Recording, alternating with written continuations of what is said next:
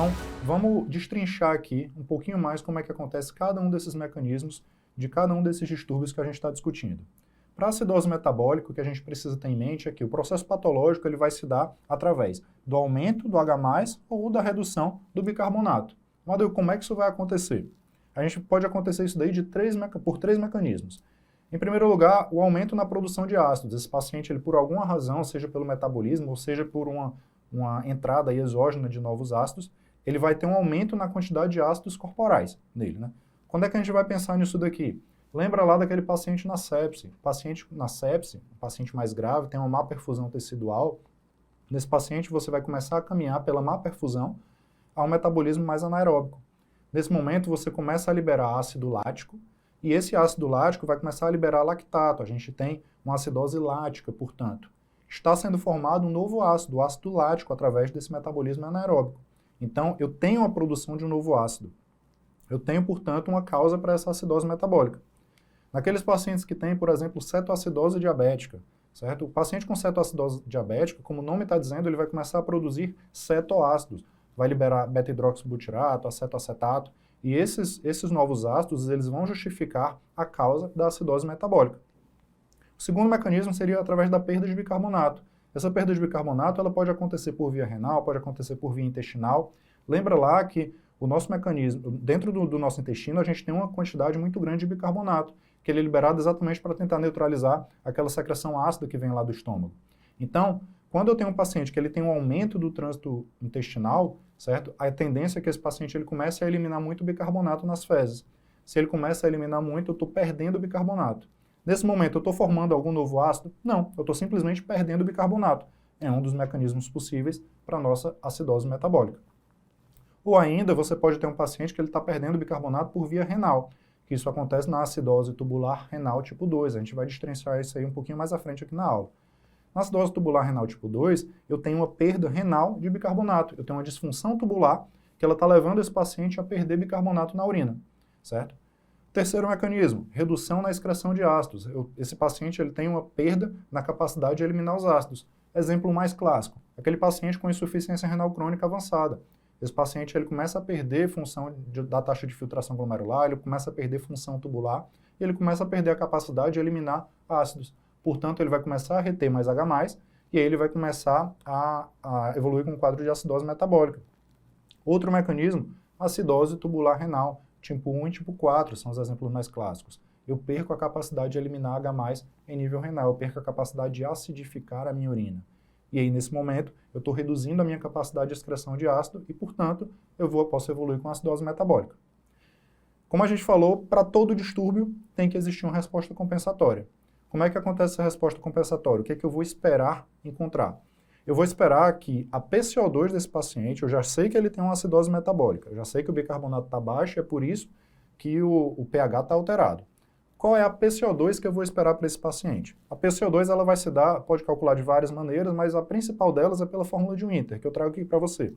A PCO2 ela vai ser calculada através do produto de 1,5 vezes o bicarbonato, e a esse produto você vai adicionar 8, certo? Pode ter uma variação aí de mais ou menos 2 no resultado. Então vamos para esse exemplo aqui. Olha essa gasometria. Eu tenho um pH de 7,32. Seguindo o nosso passo a passo, esse pH ele está mais para uma acidemia ou uma alcalemia? É um pH que está baixo. Então, portanto, eu tenho uma acidemia. Esse pH ele está baixo porque eu tenho um bicarbonato baixo ou porque eu tenho uma PCO2 alta? A gente está vendo aqui que o bicarbonato está de 16, está abaixo do normal. Portanto, eu tenho uma acidose metabólica. Se eu tenho uma acidose metabólica, eu tenho que ter uma resposta compensatória no mesmo sentido. Eu já espero encontrar uma PCO2 mais baixa. Isso é o esperado. Vamos ver se está correto? Então, vamos lá. Qual seria a PCO2 que eu ia esperar para esse paciente? PCO2 igual a 1,5 vezes o bicarbonato, que é 16, mais 8. 1,5 vezes 16 vai dar 24. 24 mais 8 vai dar 32. Certo? É exatamente a PCO2 que eu encontrei nesse paciente. A resposta compensatória, portanto, ela está adequada. Uma outra fórmula prática que você pode levar aí, muitas vezes ela não vai funcionar, mas é uma maneira de agilizar um pouquinho a tua vida, é que, em geral, a resposta compensatória ela fica bem próxima do valor do pH. Se tiver muito discrepante, você tem que suspeitar aí ou de um distúrbio misto ou de alguma outra condição que está levando à alteração naquela PCO2, certo? Além da resposta compensatória, especificamente no caso da acidose metabólica, a gente vai ter que calcular uma outra coisa, que é o anion gap. Vamos ver como é que isso vai acontecer. O anion gap, para que você entenda como se dá o anion gap, qual é a fisiologia dele, é você entender que a gente vai partir sempre do princípio da eletroneutralidade. Esse princípio ele diz que a soma dos íons positivos com a soma dos íons negativos de uma determinada solução ela precisa ser neutra. Portanto, a gente tem que entender que dentro do nosso corpo a soma de todos os nossos íons ela precisa ser neutra. Então, toda vida que você encontrar um paciente com bicarbonato baixo, você tem que calcular um anion gap. Quando você olha todos os cátions do nosso corpo, né, portanto os íons positivos, a gente vai ter lá sódio, potássio, cálcio, magnésio. Os íons, né, os íons negativos, os ânions, portanto, a gente vai ter o íon cloreto, bicarbonato, fosfato, sulfato e uma infinidade de outros íons que habitualmente a gente não vai dosar, certo? O que seria o anion gap? É exatamente a diferença entre esses ânions que a gente habitualmente não mede e os cátions que a gente habitualmente não mede. Como é que a gente colocaria isso na fórmula? Se eu sei que os positivos com os negativos eles precisam ser iguais, eu vou entender, portanto, que o sódio mais todos aqueles cátions, o sódio é o principal íon que a gente tem aí no nosso meio extracelular. O sódio mais todos os cátions não medidos tem que ser igual ao íon cloreto mais o bicarbonato, mais todos aqueles ânions que habitualmente a gente também não mede. Se a gente, utilizando aqui, destrinchando essa equação, jogando isso daqui para cá e jogando isso daqui para lá, a gente vai ver que o sódio menos o cloreto menos o bicarbonato vai ser igual aos ânions não medidos menos os cátions não medidos, que é exatamente o nosso conceito de anion gap. Amado, eu até entendi, legal rememorar essa parte de química, eu até gostava de química no colégio, cara, mas ainda não entendi como é que isso aqui vai me ajudar. Basta você lembrar de como é que acontece a ionização dos ácidos. Lembra que, quando você tem, por exemplo, o ácido sulfúrico, H2SO4, o mecanismo de ionização vai acontecer liberando 2H+, mais SO4, 2-. Esse íon aqui vai entrar nessa conta dos ânions que não são medidos, certo? É esse íon que, uma vez que você começa a liberar, ele vai aumentar o valor do anion gap. E é exatamente por essa razão que você vai calcular. Na hora em que você calcula o anion gap e você vê que esse valor ele está aumentado, você já começa a entender, você começa a interpretar que aquela acidose está acontecendo porque eu tenho um novo ácido sendo produzido, portanto, liberando mais um ânion e aumentando o valor do meu anion gap. Então, de maneira bem prática, o valor do anion gap vai ser o sódio menos a soma do cloro com o bicarbonato. Na hora que você faz esse cálculo, o normal do anion gap ele dá entre 8 e 12. Se der mais do que isso, você tem, portanto, uma acidose metabólica com anion gap aumentado. E quais são as causas de acidose, né? O que a gente precisa memorizar aqui? Nas causas de acidose, a gente vai separar entre as causas de acidose com anion gap aumentado e as causas de acidose com anion gap normal, portanto, as causas de acidose que são ditas hiperclorêmicas. Como é que a gente vai entender isso aqui? As causas de acidose com anion gap aumentado, a gente entende que existe um aumento na geração de ácidos, isso daqui já ficou muito claro, certo? Portanto, a acidose lática, aquele paciente lá da sepse que a gente utilizou como exemplo, começa a aumentar o metabolismo anaeróbico, aumenta a liberação de ácido lático e, portanto, eu estou liberando um novo ácido na corrente sanguínea.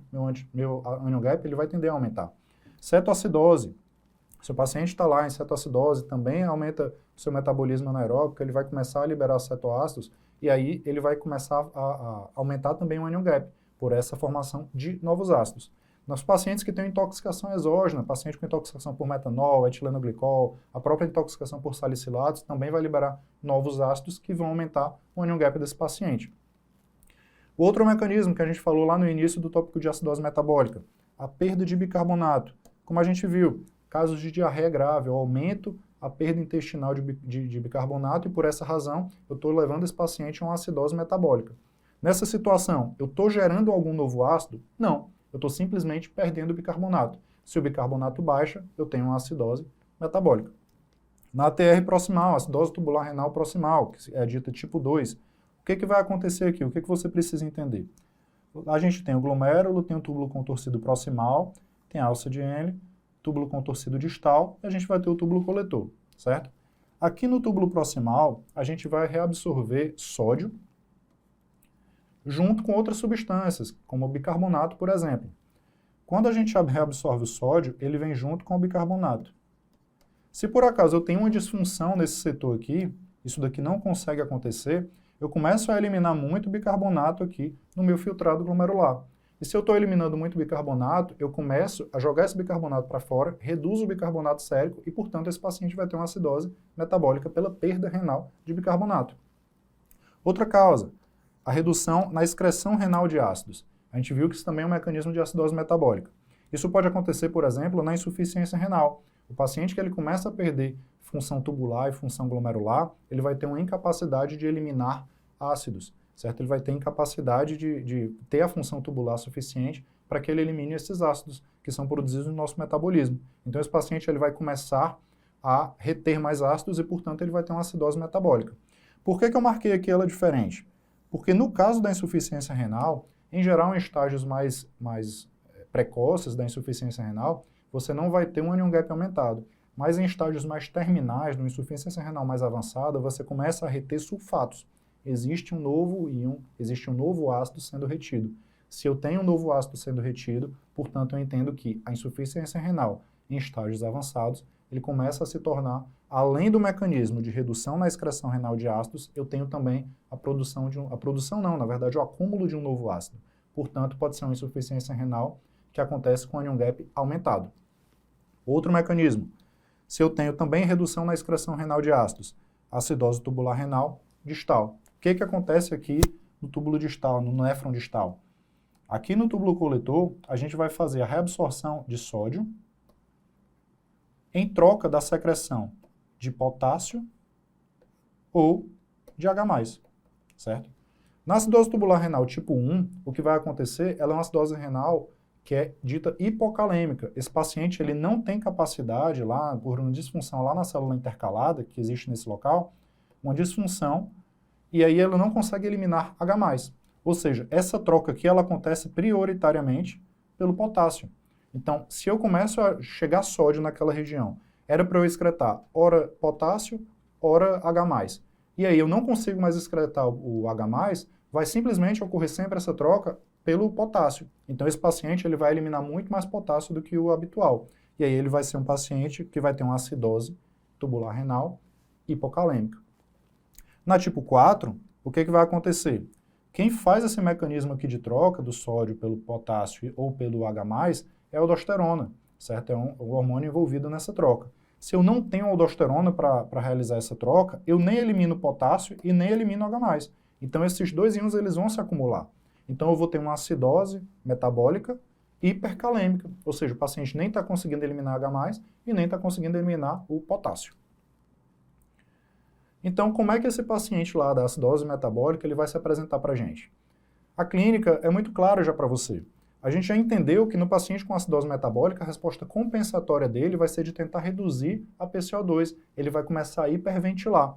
Então, é normal que você encontre esse paciente com ataque-pneia. Isso já faz parte ali da resposta compensatória desse paciente. Naqueles pacientes que têm uma acidose mais grave, principalmente naqueles pHs ali abaixo de 7,1 ou 7,2, a gente já tem uma redução do efeito das catecolaminas e um efeito também de depressão miocárdica. Então, esses pacientes eles podem se apresentar com quadros de bradicardia, quadros de choque mesmo, ele chega mais hipotenso para você, podem acontecer arritmias. Então, esse paciente ele é um paciente potencialmente muito grave. E também pode acontecer, um dos outros mecanismos é a existência da própria hipercalemia, certo? Isso é uma das apresentações possíveis. Vamos lembrar por que existe hipercalemia. Basta você entender que lá na corrente sanguínea, na hora que você tem uma célula e você tem um meio extracelular muito rico em H+, uma vez que esse paciente ele está acidótico, né, um paciente que ele tem uma acidose metabólica, o meio extracelular está muito rico em H+. Existe um mecanismo de tampão celular. Esse tampão ele vai tentar compensar. Lembra que a gente tenta sempre manter a homeostase para evitar que essa balança aí penda para um lado ou para outro. Então a nossa resposta vai ser de tentar jogar esse H+ para dentro da célula.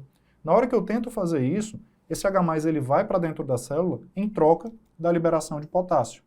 Então o H+ entra, mas o potássio sai.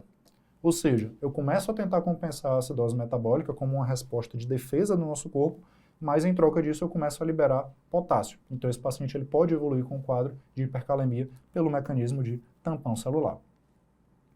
Como é que a gente vai tratar o paciente com acidose metabólica? Sempre que você pensar no distúrbio ácido básico, você tem que pensar no tratamento da causa base. Isso é um dos cernes do conceito dessa aula, certo? Então, Se eu tenho um paciente com acidose lática, que ele chega lá com um quadro séptico e tudo mais, eu tenho que tratar a sepse. O tratamento desse paciente vai ser expansão volêmica, administrar antibiótico na primeira hora, fazer todo o protocolo de sepse para esse paciente.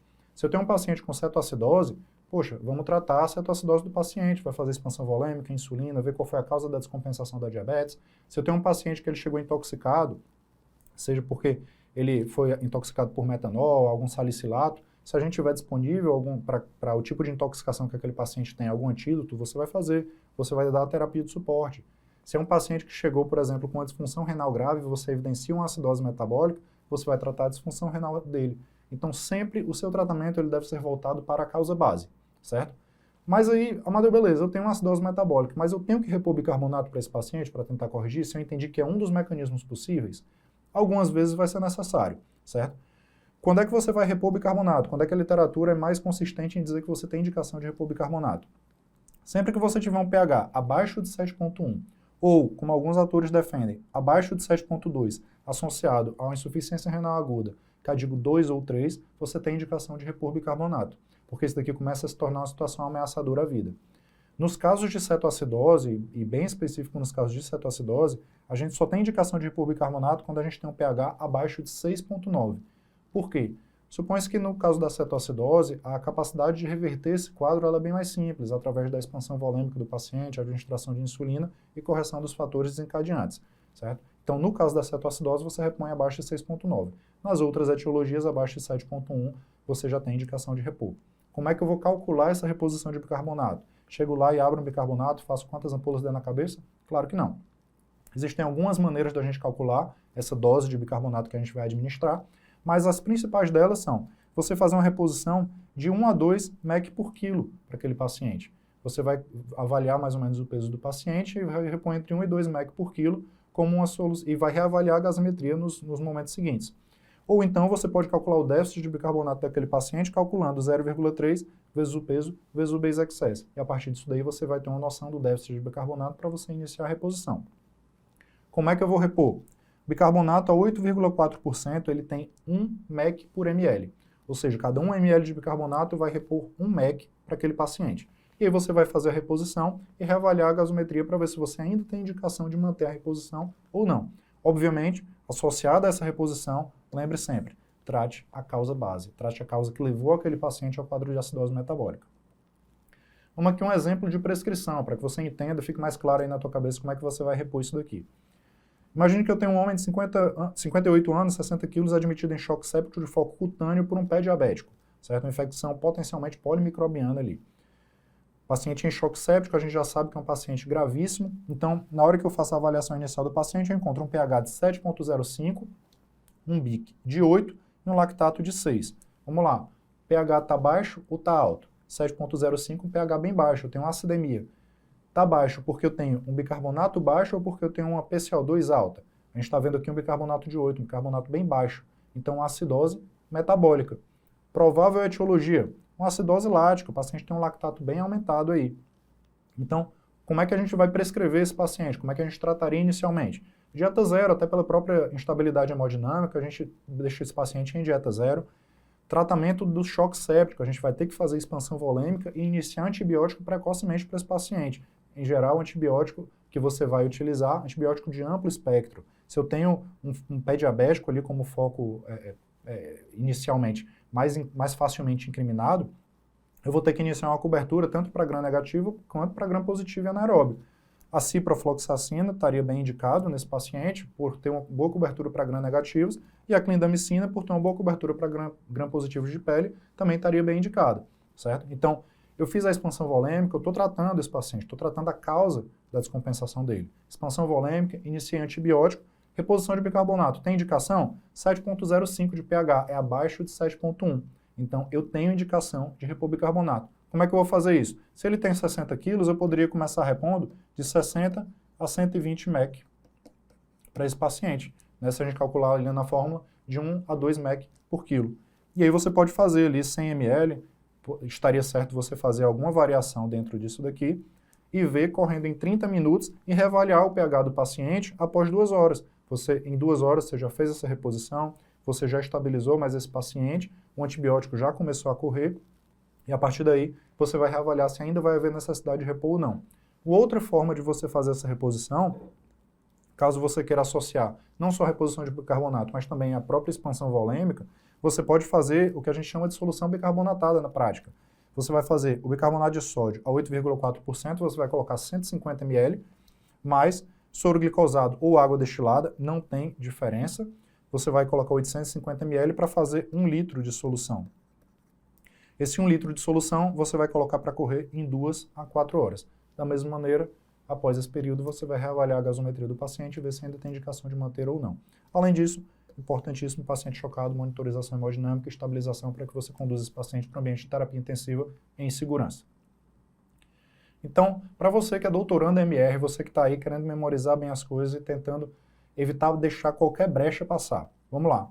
Como é que eu vou memorizar as acidoses que têm anion gap aumentado e as acidoses que têm anion gap normal, certo? Vamos lembrar aqui do mnemônico lúcida, certo? Acidose lática, cetoacidose, intoxicações e insuficiência renal avançada são causas de anion gap aumentado, acidose metabólica de anion gap aumentado. Então você vai lembrar aqui, no L, acidose láctica, no U você vai lembrar de uremia, certo? Aquele paciente que tem uma disfunção renal mais grave. A gente já entendeu que esse paciente ele vai começar a reter sulfatos e, portanto, ele vai ter uma tendência a um anion gap mais aumentado. O C você vai lembrar de cetoacidose, certo? É a terceira letra do teu mnemônico. E o I, você vai lembrar das intoxicações, certo? E as causas de anion gap normal, que seriam, a gente vai lembrar sempre das perdas, certo? Sempre que você falar em causas de acidose com anion gap normal, eu vou lembrar das perdas, que elas vão acontecer pela diarreia, que a gente já entendeu que é pela perda intestinal de bicarbonato, ou na acidose tubular renal, que é a perda da função tubular, seja pela perda de eu reabsorver bicarbonato, seja pela perda de eu excretar o H+. Então, eu vou lembrar aqui de diarreia e as ATRs, certo? Então, destrinchando aqui um pouco mais para você sobre as acidoses tubulares renais, o que você precisa entender? Quando a gente fala de acidose tubular renal, a gente está falando não da formação de novos ácidos, mas sim da incapacidade de uma região do túbulo funcionar, certo? Então, todas essas acidoses, elas têm um anion gap normal, a gente está falando de acidoses hiperclorêmicas, portanto. Os três principais formatos clínicos das acidoses tubulares renais são tipo 2, tipo 1 e tipo 4. Onde é que isso aqui vai aparecer? Quando é que isso daqui pode se manifestar para você na prática clínica? A síndrome de Fanconi, ela é uma disfunção do túbulo contorcido proximal. Lembra lá que você tem o glomérulo, você tem o túbulo contorcido proximal, você tem a alça de Henle, túbulo contorcido distal, túbulo coletor. Aqui no túbulo contorcido proximal, a gente já falou que a gente vai ter a reabsorção de sódio junto com bicarbonato e algumas outras substâncias aqui, para que a gente mantenha o metabolismo tubular normal. Quando eu não tenho uma função adequada do túbulo contorcido proximal, a gente começa a perder várias substâncias, dentre elas o sódio, o bicarbonato e algumas outras. Na síndrome de Fanconi acontece toda uma disfunção desse túbulo contorcido proximal. E o que é que eu vou perder na síndrome de Fanconi? Só para você memorizar algo a mais aí para você na aula, certo? Tá no nome, certo? Então, Fanconi, letra F, você vai lembrar de fósforo. Letra A, você vai lembrar de aminoácidos. Para ajudar a nossa memorização, a gente vai trocar a letra N do Fanconi pelo H, certo? Então, se eu tenho o F de fósforo, o A de aminoácido, HCO3, eu vou perder bicarbonato. E esse HI que sobrou aqui, você vai lembrar lá quando você vê o glicosímetro. Lembra quando você vai fazer o HGT do paciente e aparece HI que está muito alto, a glicose do paciente, o glicosímetro nem consegue ler, é o high, né, lá do glicosímetro. Então você vai lembrar de glicose. Então esse paciente ele vai perder na síndrome de Fanconi, ele não vai reabsorver o sódio e ele também vai perder lá na urina fósforo, aminoácido, bicarbonato e glicose. Só para você memorizar. Outra situação que pode acontecer, acidose tubular renal tipo 2, é quando você usa acetolazolamida. A acetolazolamida é um inibidor da anidrase carbônica, que é a enzima que vai catalisar essa reação que acontece no túbulo contorcido proximal. Quando você usa esse tipo de substância, você também vai inibir a ação da anidrase carbônica e, portanto, você também vai ter bicarbonatura nesse paciente, acidose tubular renal tipo 2. O que vai acontecer? Como é que esse paciente vai se apresentar? Se eu não reabsorvo o sódio e nem o bicarbonato, eu vou ter bicarbonatura. Isso daqui já está muito claro para você. Se eu começo a jogar mais sódio lá nos túbulos, lá no néfron distal, túbulo contorcido distal, se eu começo a jogar também no túbulo coletor, Aquela reação que acontece da reabsorção de sódio em troca do potássio ou do H+, que a gente já entendeu o que acontece aqui, ela começa a acontecer de uma maneira mais exacerbada. Então eu começo a perder mais potássio na urina. Então a tendência desse paciente vai ser evoluir com um quadro de hipocalemia. Acidose tubular renal tipo 1, isso pode acontecer aí na síndrome de Sjögren, na própria artrite reumatoide, na nefrocalcinose. O que vai acontecer nesse paciente? Eu tenho uma disfunção da célula intercalada, que joga esse H+ para fora. Então, esse paciente ele não vai conseguir acidificar a urina. Se esse paciente não consegue acidificar a urina, ele não consegue jogar o H+ lá em nível tubular para dentro do túbulo renal, esse paciente vai ter uma urina mais alcalina. Se ele não consegue jogar o H+, mas consegue jogar o potássio, pela mesma razão, ele também vai ter hipocalemia. E na acidose tubular renal tipo 4, aí você vai lembrar dos casos de hipoaldosteronismo e hiporreninêmico, principalmente. Você vai lembrar sempre do paciente diabético. O que vai acontecer nesse paciente? Ele vai ter um hipoaldosteronismo, então o hormônio que vai gerar essa troca aqui, não vai existir. Ou seja, não vou conseguir nem jogar potássio para fora e nem o H+. Se eu não consigo fazer nenhuma dessas coisas, eu vou ter uma acidose, mas dessa vez, se eu não consigo jogar o potássio para fora, hipercalêmica.